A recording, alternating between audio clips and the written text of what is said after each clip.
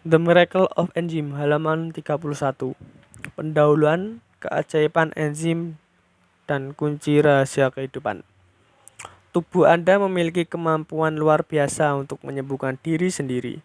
Kenyataannya, tubuh Anda adalah satu-satunya sistem penyembuhan yang dapat membawa Anda kembali seimbang saat penyakit menyerang. Obat memang dapat membantu tubuh dalam keadaan darurat. Pembedahan mungkin diperlukan dalam keadaan tertentu, tetapi hanya tubuh Anda yang memiliki kemampuan untuk sembuh. Saya telah melihat kebenaran mengenai kesembuhan ini berkali-kali dalam praktek kedokteran saya. Kira-kira 35 tahun yang lalu, saya menjadi seorang pertama di dunia yang berhasil menyingkirkan polip dengan lanjut ke halaman 32 dengan menggunakan kolonosif tanpa harus melakukan irisan pada dinding perut. Inilah sebuah kejadian yang sangat penting pada saat itu karena saya mampu menyingkirkan polip tanpa membedah perut sehingga menghindari efek-efek samping yang dapat muncul dari pembedahan terbuka. Sebagai satu-satunya dokter yang memiliki keahlian ini, pada saat itu tiba-tiba saya banyak dibutuhkan. Saat itu lebih dari 10 juta orang di Amerika saja memerlukan pemeriksaan usus besar dan banyak di antaranya memiliki polip yang harus disingkirkan. Pasien-pasien pun mulai berdatangan dari berbagai tempat untuk menjalani prosedur yang tidak berawal mengganggu tubuh ini. Oleh karena itu, saat masih berusia awal 30-an, saya menjadi kepala endoskopi bedah di Beth Israel Medical Center New York dan bekerja di rumah sakit pada pagi hari dan di klinik pribadi saya pada sore hari, memeriksa pasien sejak pagi hingga malam hari selama beberapa dekade berpraktik secara klinis dan memeriksa beratus-ratus ribu orang yang seorang ahli endoskopi gastrointestinal. Saya mempelajari bahwa jika sistem pencernaan seseorang bersih, tubuh orang tersebut dapat melawan penyakit jenis apapun dengan mudah. Di pihak lain, jika sistem pencernaan seseorang tidak bersih, orang tersebut akan rentan menderita suatu penyakit. Dengan kata lain, seseorang yang memiliki karakteristik lambung dan usus yang baik adalah orang yang sehat jasmani dan rohani. Jika sistem pencernaan tidak bersih, orang tersebut akan rentan menderita suatu penyakit. Lanjut ke halaman 33. Tetapi seseorang memiliki karakteristik lambung dan usus yang buruk biasanya memiliki masalah mental atau fisik. Jadi, seseorang yang sehat memiliki karakteristik lambung dan usus yang baik, sementara karakteristik seseorang yang tidak sehat biasanya buruk. Nyata terlihat bahwa menjaga karakteristik lambung dan usus dengan baik berhubungan langsung dengan menjaga kesehatan seseorang secara keseluruhan. Secara spesifik, apakah yang harus dilakukan atau dihindari oleh seseorang untuk menjaga karakteristik lambung dan usus yang baik? Untuk mempelajari jawabannya, selama bertahun-tahun saya telah meminta para pasien saya untuk menjawab kuesioner mengenai sejarah kebiasaan, makanan, dan aspek-aspek lain dalam gaya hidup mereka. berkat hasil kuesioner tersebut, saya menemukan adanya karakter erat antara kesehatan secara cara tertentu untuk hidup, makan, dan hidup.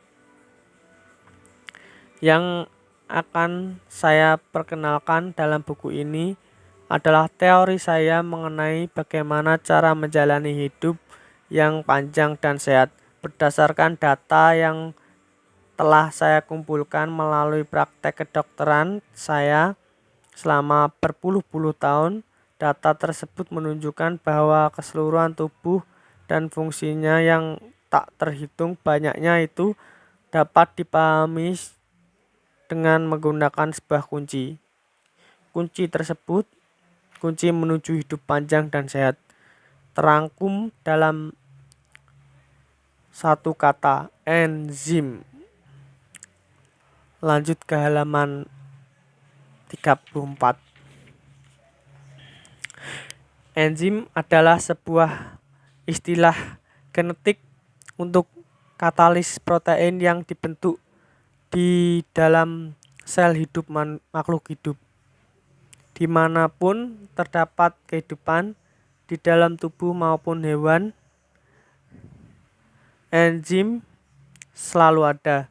Enzim ikut ambil bagian dalam keseluruhan aktivitas yang diperlukan untuk mempertahankan kehidupan, seperti sintesis dan penguraian, transportasi dan ekskresi, eksotifikasi, dan penyediaan energi. Makhluk hidup tidak akan dapat bertahan kehidupan tanpa adanya enzim. Lebih dari 5.000 jenis enzim vital ini diciptakan di dalam sel-sel tubuh kita. Dan kita juga memproduksi enzim dengan menggunakan enzim yang terdapat di dalam makanan yang kita konsumsi sehari-hari. Alasan terdapat banyaknya jenis enzim adalah karena setiap jenis memiliki karakteristik khusus dan fungsi yang unik. Contohnya enzim pencernaan amilase yang terdapat pada air liur hanya bereaksi terhadap karbohidrat, lemak, dan protein, juga dicerna oleh enzim mereka masing-masing yang berbeda. Walaupun dipercaya bahwa banyak jenis enzim dibentuk sebagai reaksi terhadap kebutuhan tubuh kita, masih tidak jelas bagaimana mereka dibentuk di dalam sel. Saya memiliki sebuah teori yang mungkin dapat memberi pencerahan akan proses tersebut. Saya yakin akan adanya suatu enzim pangkal, yaitu sejenis enzim prototip yang belum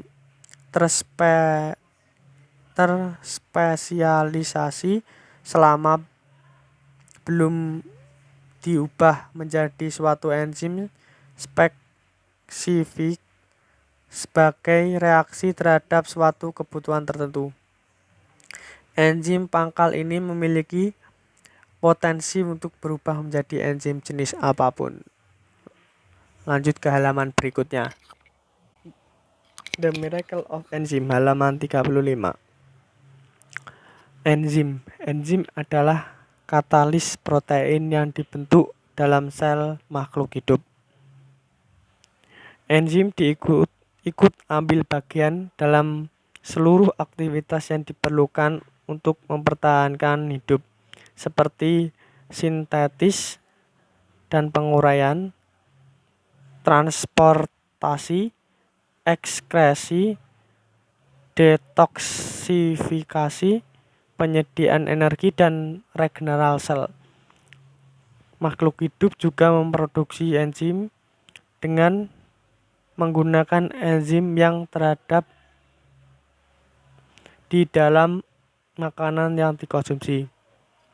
Lebih dari 5.000 jenis enzim vital diciptakan di dalam sel-sel tubuh makhluk hidup. Setiap jenis enzim memiliki karakteristik khusus dan fungsi yang unik.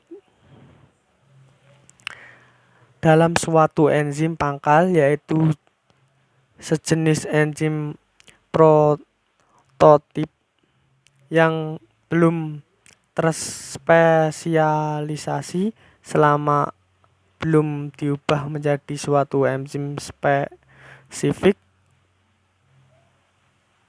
sebagai reaksi terhadap suatu kebutuhan tertentu. Enzim pangkal ini memiliki potensi untuk berubah menjadi enzim jenis apapun. Kadar enzim pangkal berkurang bersama dengan bertambahnya usia. Lanjut ke halaman 36. Teori saya yang berkembang selama praktik dan observasi klinik saya selama bertahun-tahun adalah sebagai berikut. Kesehatan Anda tergantung pada sebaik apa Anda menghemat dan bukan menguras enzim pangkal yang ada dalam tubuh Anda. Saya menggunakan istilah enzim pangkal untuk menyebut katalis-katalis ini. Saya yakin mereka adalah enzim-enzim tak terspesialisasi yang merupakan asal mula 5.000 enzim terspesialisasi yang mengemban sebagai aktivitas dalam tubuh manusia. Saya pun menyebut mereka sebagai enzim ajaib karena mereka memainkan peran sangat penting dalam kemampuan tubuh menyembuhkan diri sendiri. Pertama kali saya mengembangkan gagasan mengenai enzim pangkal ini karena saya mengamati bahwa ketika suatu area khusus dalam tubuh di tengah saat membutuhkan dan oleh karenanya mengonsumsi satu jenis enzim tertentu dalam jumlah besar, bagian-bagian lain tubuh cenderung mengalami kekurangan enzim mereka sendiri yang dibutuhkan. Contohnya, jika alkohol dalam jumlah besar dikonsumsi, satu jenis enzim tertentu dalam jumlah lebih besar daripada biasanya dibutuhkan untuk mengurai alkohol tersebut dalam hati sehingga menyebabkan kekurangan enzim yang diperlukan untuk mencegah dan menyerap di dalam lambung dan usus. Sepertinya tidak ada jumlahnya yang telah ditetapkan untuk masing-masing dari beberapa ribu jenis enzim yang berada. Lanjut ke halaman 37. Sebaliknya, enzim pangkal diubah menjadi suatu jenis enzim tertentu pada saat dibutuhkan dan kemudian dikonsumsi pada lokasi tempatnya dibutuhkan. Saat ini enzim menarik perhatian seluruh dunia sebagai unsur kunci yang mengontrol kesehatan kita. Dan walaupun penelitian terus berkembang, banyak hal yang masih tidak kita mengerti mengenainya. Dr. Edward Howell, seorang pelopor dalam penelitian terhadap enzim, mengajukan sebuah teori yang sangat menarik. Teorinya mengatakan bahwa sejumlah enzim yang dapat diproduksi oleh suatu makhluk hidup selama hidupnya telah ditentukan sebelumnya. Dr. Howell menyebut jumlah tetap enzim tubuh ini sebagai potensi enzim. Pada saat potensi enzim telah habis, hidup tubuh itu pun berakhir. Dr. Edward Howell. Lanjut ke halaman 38. Teori Dr. Howell ini mirip dengan teori saya mengenai enzim pangkal dan bergantung pada kemana arah penelitian itu berlanjut. Walau mengharap keberadaan enzim pangkal akan dibuktikan, walaupun penelitian terhadap enzim masih berada dalam tahap pengembangan dan keberadaan enzim pangkal pada saat ini masih merupakan sebuah teori. Banyak sekali bukti klinis terhadap tersedia saat ini yang menunjukkan bahwa kita dapat sangat memperkuat karakteristik lambung dan usus kita, dan dengan demikian kesehatan kita dengan menjalani diet yang menambahkan enzim dan menguasai gaya hidup yang tidak menguras enzim pangkal. Gaya hidup sehat yang saya bahas buku ini terdiri dari saran-saran yang telah saya diberikan kepada para pasien saya selama bertahun-tahun. Saya telah menyaksikan banyak kesembuhan sebagai hasil orang-orang sakit menjalankan kebiasaan-kebiasaan yang akan saya sarankan kepada Anda.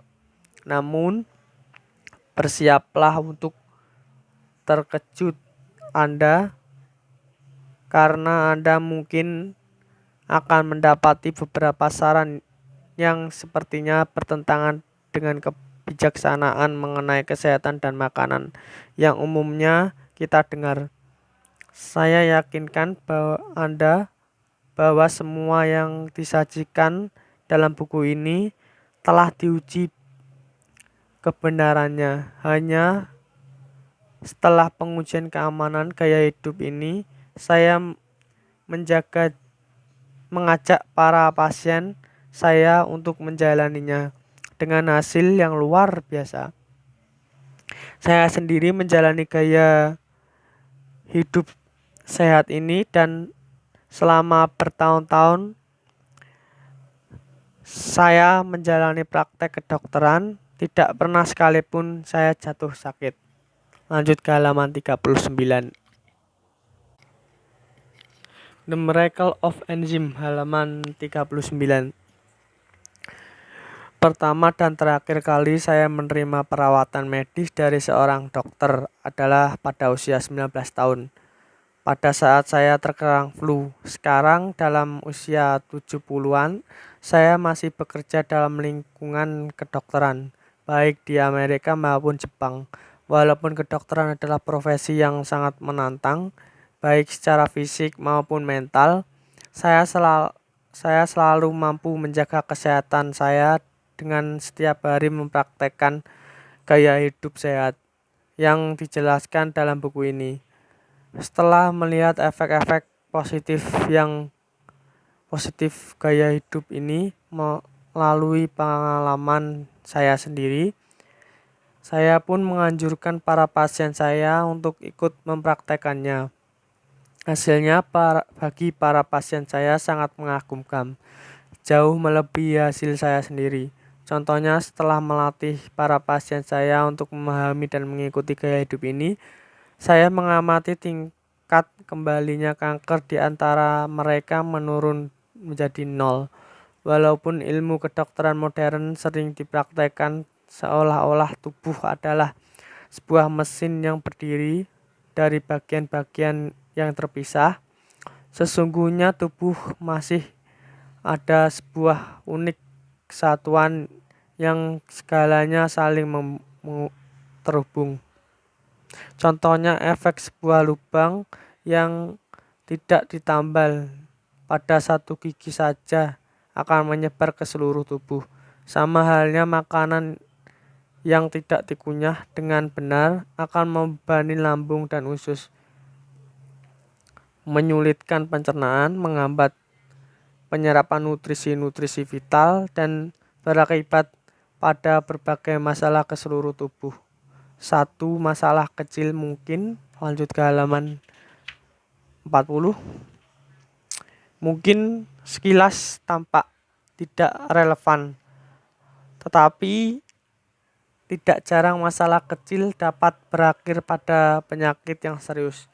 Kesehatan kita didukung oleh berbagai tindakan yang benar berlangsung secara biasa dalam kehidupan kita sehari-hari: makan, minum, olahraga, beristirahat, tidur, dan menjaga keberadaan pikir yang primer. Jika suatu masalah muncul dalam salah satu dari bidang masalah ini, masalah itu akan mempengaruhi seluruh tubuh. Dengan adanya saling keterkaitan yang sangat rumit dalam tubuh manusia, saya yakin bahwa enzim pangkal menjalankan fungsi untuk menjaga homeostatis tubuh, yaitu keseimbangan yang dihubungkan untuk hidup yang sehat. Sayangnya, masyarakat modern kini dibanjiri oleh faktor-faktor yang mengkonsumsi enzim pangkal yang berharga: alkohol, tembakau, obat-obatan, bahan tambahan makanan, zat-zat kimia pertanian, polusi lingkungan, gelombang elektromagnetik, dan stres secara emosional adalah beberapa faktor yang dapat mengurangi enzim ini.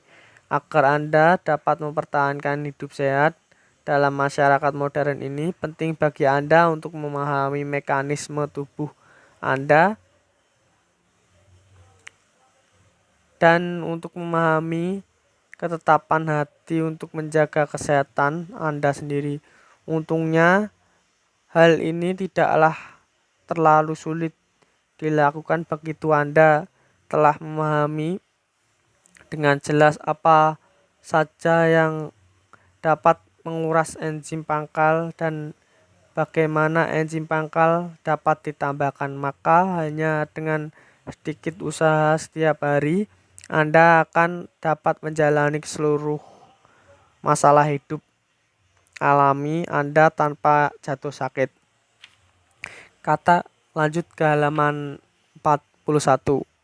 Kata-kata bijak yang mengatakan makan, minum, dan bergembira karena esok hari engkau akan mati perlu diperbarui. Saya menyarankan Anda agar makan dan minum dengan bijaksana dan hidup gembira di hari ini dan esok hari.